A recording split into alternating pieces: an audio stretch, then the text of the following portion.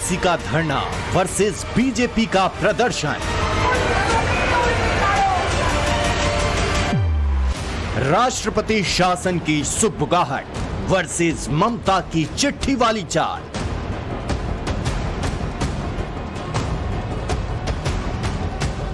CBI का investigation, 18 दिन का नॉन स्टॉप एक्शन।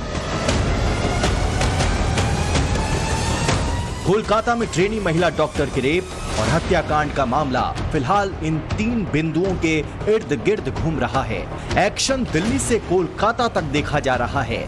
सबसे पहले बात सीबीआई के एक्शन की कर लेते हैं। Kolkata doctor rape murder case में हर दिन बड़े खुलासे हो रहे हैं। सीबीआई फिलहाल इस मामले की जांच कर रही है। आरोपी, गवाह, तमाम लोग समेत कुल 47 किरदार है। सीबीआई जो फिलहाल इस मामले की जांच कर रही है वो जल्दबाजी कर किसी नतीजे पर नहीं पहुंचना चाहती, लेकिन बताया जाता है कि अगले कुछ घंटे में सीबीआई इस मामले में कोई बड़ी कार्रवाई कर सकती है। कलकत्ता हाईकोर्ट के आदेश पर सीबीआई ने इस केस की जांच 18 दिन पहले शुरू की थी, लेकिन 18 दिन के बाद भी कई सवालों के जवाब मिलने बाकी है। सबसे बड़ा सवाल है कि लेडी ट्रेनी डॉक्टर के साथ रेप हुआ था या गैंग रेप? वारदात में कुल कितने लोग शामिल थे? क्यों इस पूरे मामले पर पर्दा डालने की कोशिश की गई? ऐसे कई सवालों के जवाब अब तक नहीं मिल पाए हैं। अभी तक की जांच में यही सामने आया है कि इस वारदात को संजय रॉय ने अकेले अंजाम दिया है, क्योंकि अभी तक मिले सारे सबूत उसके ही खिलाफ हैं। संजय के अलावा कोलकाता के आरजीकर मेडिकल कॉलेज और अस्पताल के पूर्व प्रिंसिपल संदीप घोष भी सीबीआई के रडार पर हैं। संदीप घोष से सीबीआई लगातार 14 दिन से पूछताछ कर रही है। अभी तक उससे 140 घंटे से भी ज्यादा समय तक पूछताछ की जा चुकी है। संदीप घोष के खिलाफ करप्शन का केस भी दर्ज किया गया है। कोलकाता के रेप और मर्डर केस में अभी तक सीबीआई ने 10 लोगों का पॉलीग्राफ टेस्ट कर चुका है, यानी 20% लोगों का पॉलीग्राफ टेस्ट हो चुका है। पूछताछ के दौरान जिस पर भी शक हो रहा है उसी का पॉलीग्राफ टेस्ट करवाया जा रहा है। मुख्य आरोपी संजय राय ने पॉलीग्राफ टेस्ट के दौरान अपने जुर्म को कबूल किया और कहा कि रेप के बाद उसी ने जूनियर डॉक्टर का मर्डर भी किया था। ये भी बताया गया है कि घटना को अंजाम देने से पहले वो एक रेड लाइट एरिया में गया था और लौटते वक्त एक महिला के साथ छेड़छानी भी की थी और अपने गर्लफ्रेंड से न्यूड तस्वीरें भी मंगवाई थी। सीबीआई ने अभी तक जिन 10 लोगों का पॉलीग्राफी टेस्ट कराया है उनमें आरोपी संजय रॉय, आरजीकर कॉलेज का पूर्व principal Sandip Ghosh, ASI Arup Dutta, 4 trainee doctor, 1 civil volunteer और अस्पताल के 2 सिक्योरिटी गार्ड शामिल हैं। 25 अगस्त को मुख्य आरोपी संजय रॉय का पॉलीग्राफी टेस्ट कराया गया था, जबकि 26 अगस्त को पूर्व प्रिंसिपल संदीप घोष का पॉलीग्राफी टेस्ट कराया गया। खबरों के मुताबिक संदीप घोष का अभी तक 2 बार पॉलीग्राफी टेस्ट हो चुका है। इसमें घोष ने सीबीआई को कौन सी बातें बताई, अभी तक इसकी जानकारी सामने नहीं आई है। इस बीच सीबीआई के हाथ ऑडियो की शक्ल में वो सबूत हाथ लग गया है, जिसमें कम से कम ये साफ हो रहा है कि इस मामले में अस्पताल प्रशासन ने पहले गुमराह करने की कोशिश की, फिर उसे दबाने की कोशिश की गई, साक्ष्यों को छुपाने की भी कोशिश की गई। सीबीआई को डर है कि पोस्टमार्टम के दौरान किसी तरीके की छेड़छाड़ हुई हो। सीबीआई को शक ये भी है कि इस अस्पताल में मानव अंगों की तस्करी हो रही थी और शायद इसी की भनक जो है वो लेडी डॉक्टर को पड़ गई थी और उसे रास्ते से हटाने के लिए सुनियोजित तरीके से उसकी हत्या कर दी गई। इस बीच मामले में 2 ऑडियो क्लिप के रूप में एक बड़ा सबूत सामने आया है, जो ये साफ साफ बयां करता है कि लेडी डॉक्टर के रेप और मर्डर पर उनके माता पिता को गुमराह करने की कोशिश की गई। 9 अगस्त के दिन आरजीकर अस्पताल की तरफ से पीड़ित के माता पिता को कॉल किए गए थे। सुनिए उस वक्त अस्पताल की असिस्टेंट सुपरिटेंडेंट ने उसके माता पिता से क्या कहा। हेलो হ্যালো হ্যাঁ বলুন। বলছি। হ্যাঁ বলুন বলুন। কি হয়েছে কি সেটা বলো না একটু। ওনার অবস্থা খুবই খারাপ। আপনি যতটা তাড়াতাড়ি পারবেন চলে আসুন। কি হয়েছে না সেটা বলো না। ওটা তো ডাক্তার বলবে, আপনি একটু তাড়াতাড়ি চলে আসুন। আপনি কে বলছেন বলুন তো? আমি অ্যাসিস্ট্যান্ট সুপার বলছি, আমি ডাক্তার বলছি না। ডাক্তার নেই ওখানে কেউ? আমি সুপারিনটেন্ডেন্ট কথা বলছি। হ্যালো, হ্যাঁ ঠিক আছে। হ্যাঁ আমি অ্যাসিস্ট্যান্ট সুপারিনটেন্ডেন্ট কথা বলছি। আপনার মেয়েকে আমরা এমার্জেন্সিতে নিয়ে এসেছি, আপনারা আসুন, এসে যোগাযোগ করুন। ও কি হয়েছিল কি? ও তো ডিউটিতে ছিল। আপনারা জলদি চলে আসুন, যতটা ताड़ाताड़ी পারবেন। अस्पताल की तरफ से की गई पहली कॉल में माता पिता को बताया गया कि उनकी बेटी बीमार है, जल्दी आ जाइए। और रिकॉर्ड से ये बात तो समझ में आती है कि माँ बाप को उनके बेटी की मृत्यु के बारे में इसलिए नहीं बताया गया ताकि उन्हें शॉक न लगे और ये बताया जाए कि वो बीमार है। लेकिन सवाल यहाँ पर नियत का है, क्योंकि पहले तो उन्हें बताया गया था कि उनकी बेटी बीमार है और दूसरे ही कॉल में उन्हें ये बताया गया कि उनकी बेटी ने सुसाइड कर लिया। क्या किस मामले को दबाने की कोशिश की जा रही थी ताकि उन्हें गुमराह किया जाए और किसी को बचाया जा सके? आप सोचिए उस माता पिता पर क्या बीती होगी। वो बार बार यही सोच रहे होंगे कि ऐसा क्या हो गया कि उनकी बेटी ने अपनी जान दे दी। अब सुनिए दूसरी और तीसरी कॉल में अस्पताल की तरफ से क्या कुछ कहा गया। হ্যালো। হ্যাঁ অ্যাসিস্ট্যান্ট সুপার বলছি। হ্যাঁ হ্যাঁ শুনুন, আপনাকে তখন বারবার বলছিলাম, ব্যাপারটা হচ্ছে যে আপনার উনি সুসাইড করেছেন হয়তো, বা কিছু মারা গেছেন। পুলিশ রয়েছে, আমরা হসপিটালে সবার সামনেই রয়েছি, ফোন করছি, আপনারা যত তাড়াতাড়ি পারবেন চলে আসুন। আমরা আসছি এক্ষুনি আসছি। হ্যাঁ খুব তাড়াতাড়ি চলে আসুন। হ্যাঁ হ্যালো, হ্যাঁ বলুন। আমি আইসি আজিকর বলছিলাম। হ্যাঁ, আচ্ছা বলুন। আপনারা আসছেন তো? হ্যাঁ একদম আসছি। কেমন আসুন। আছে শরীর? আপনারা আসুন, আসলে কথা হবে। আসুন আজিকর হসপিটালে আসুন, আমাদের এই চেস্ট ডিপার্টমেন্টের এইচওডি স্যারের কাছে আসুন। আচ্ছা। हालांकि इस ऑडियो क्लिप पर टीएमसी ने सवाल उठा दिए हैं। ऑडियो क्लिप कितनी सही है या नहीं है इसका पता तो सीबीआई लगा लेगी, लेकिन जो पीड़ित के माता पिता कह रहे हैं उसे नहीं झुठलाया जा सकता, क्योंकि पीड़ित माता पिता ने साफ कहा कि उन्हें शुरू से ही अस्पताल प्रशासन पर यकीन नहीं था। इतना ही नहीं, अस्पताल की तरफ से उन्हें बहुत देर से जानकारी दी गई। कोलकाता में अपनी डॉक्टर बेटी के इंसाफ का इंतजार उसके माँ बाप को है, तो दूसरी तरफ इंसाफ दिलाने को लेकर कोलकाता टू दिल्ली सियासी घमासान भी मचा है।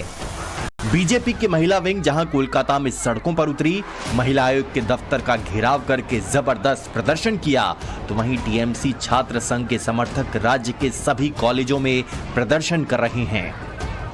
ये तस्वीरें उस वक्त की हैं जब बंगाल बीजेपी की महिला मोर्चा ने महिला आयोग तालाबंद अभियान के तहत राज्य महिला आयोग के ऑफिस तक मार्च निकाला।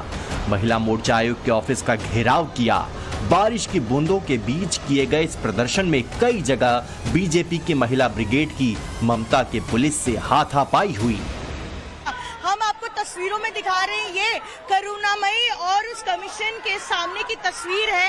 यहाँ पर देखिए, यहाँ पर पुलिस से जो एक बड़ा कॉर्डन लगाया है, सुरक्षा घेरा लगा दिया है और उन्हें आगे जाने की अनुमति नहीं दी जा रही है।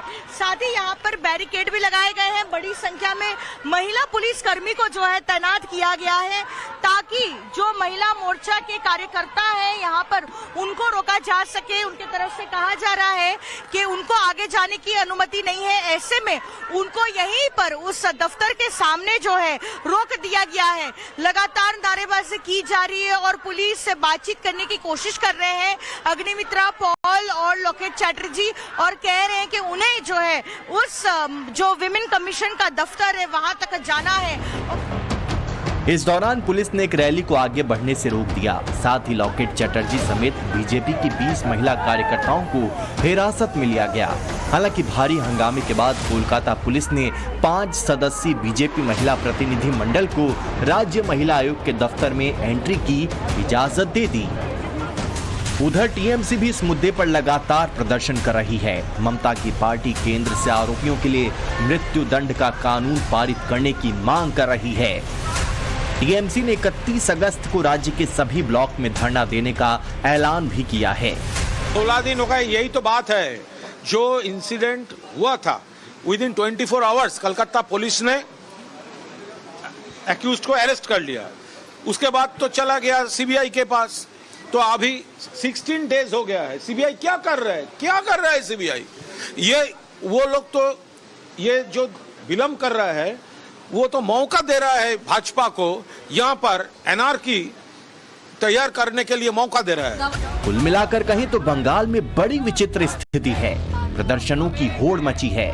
31 को टीएमसी का धरना है तो 2 सितंबर से पश्चिम बंगाल जूनियर डॉक्टर्स फ्रंट की तरफ से लाल बाजार तक का मार्च बुलाया गया है।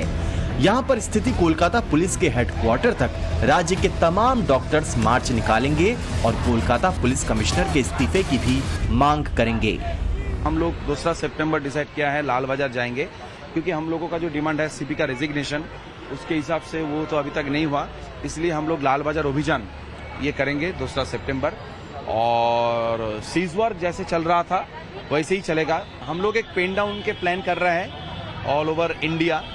विरोध प्रदर्शनों के बीच दिल्ली से आई ये वो तस्वीर है जो सबसे ज्यादा चर्चा में रही। पश्चिम बंगाल के राज्यपाल हफ्ते में दूसरी बार गृह मंत्री अमित शाह से मिलने पहुंचे।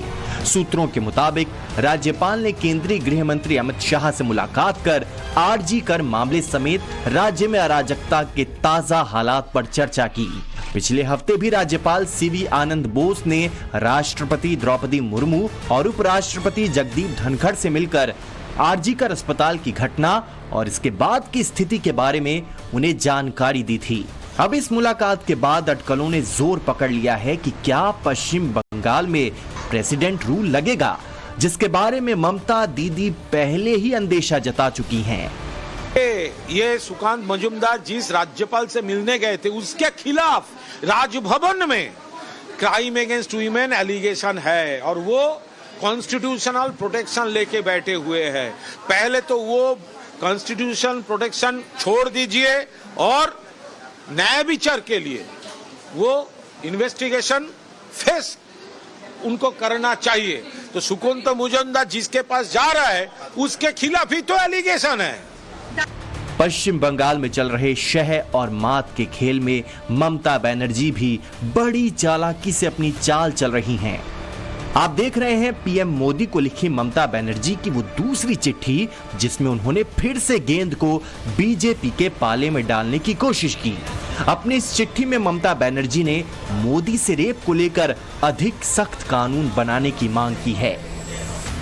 पीएम मोदी को लिखी चिट्ठी में ममता ने लिखा कि आपको 22 अगस्त को लिखा मेरा पत्र याद होगा, जिसमें लगातार बढ़ रही रेप की घटनाओं को लेकर सख्त कानून बनाने की जरूरत पर जोर दिया गया था, लेकिन इस संवेदनशील मुद्दे पर आपकी ओर से कोई जवाब नहीं मिला। हालांकि महिला एवं बाल विकास मंत्रालय से एक जवाब जरूर मिला, लेकिन मामले की गंभीरता के मद्देनजर ये नाकाफी है। ममता ने लिखा है कि इस मामले की गंभीरता की ओर पर्याप्त ध्यान नहीं दिया गया है। ममता की चिट्ठी को अपनी कुर्सी बचाने की कवायद के तौर पर देखा जा रहा है, क्योंकि लेडी डॉक्टर के रेप और हत्याकांड पर ममता पूरी तरह से घिर चुकी हैं। सुश्री ममता बनर्जी को जिन बलात्कारियों को बचाने का उन्होंने प्रयास किया है, उस मामले में जब तक स्वयं ममता बनर्जी का लाई डिटेक्टर टेस्ट नहीं होता, तब तक इस मामले की तह तक पहुंचा नहीं जा सकेगा। कल जो टेप आए हैं, ऑडियो टेप्स, जिसमें बलात्कार पीड़िता के परिजनों को अस्पताल के एक अधिकारी द्वारा किए गए फोन में किस तरह से झूठ बोला गया, वो सिद्ध हुआ है।